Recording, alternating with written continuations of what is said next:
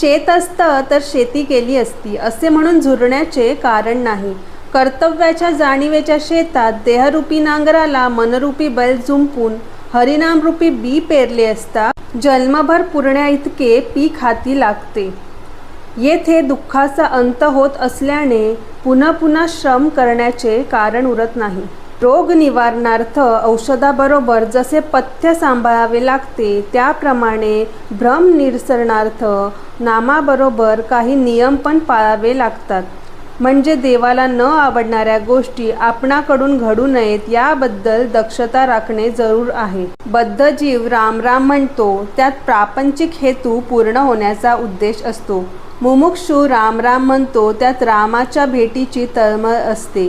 पण शुद्ध पुरुषाकडून जे नामस्मरण घडते ते मात्र केवळ जिभेला वळण पडल्यामुळेच होय.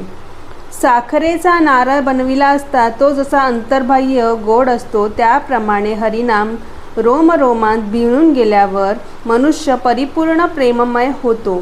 दारू, अफू, तंबाखू, गांजा इत्यादी सेवन केले असता गुंगी चढते आणि त्या गुंगीत मनुष्य क्षणभर सर्व काही विसरतो. देवाच्या नामात पण गुंगी आहे. गुंगी म्हणजे ब्रह्मानंद. मात्र ती एकदा चढली की पुन्हा उतरत नाही. त्यामुळे मनुष्य विचाररहित स्थितीत राहू शकतो.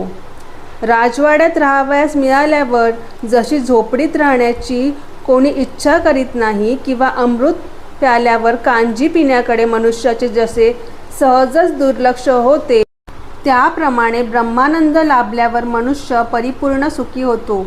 मग त्याला विषय कसे आठवणार? व्याधी निवारणार्थ रात्री निस्तेवेळी औषध घेतले असता ते रात्रभर अंगात मुरून दुसरे दिवशी जशी हुशारी वाटू लागते त्याप्रमाणे भवरोग निवारणार्थ रात्री झोपण्याच्या वेळी अंथरुणावर निजल्या झोप लागेपर्यंत नाम घेतले असता त्या नामाचा आनंद सकाळी उठल्यापासून दिवसभर शरीरात खेळू लागतो. नामाच्या स्मरणात सदैव असणे हे माहेर वासनीचे सुख असून नामाच्या विस्मरणात काळ कंठणे हे सासूर वासनीचे सुख समजावे.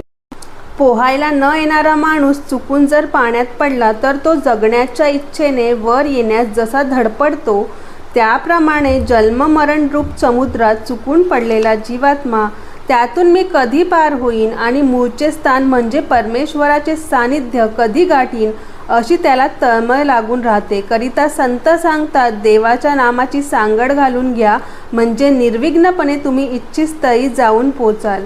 ओम नमः शिवाय.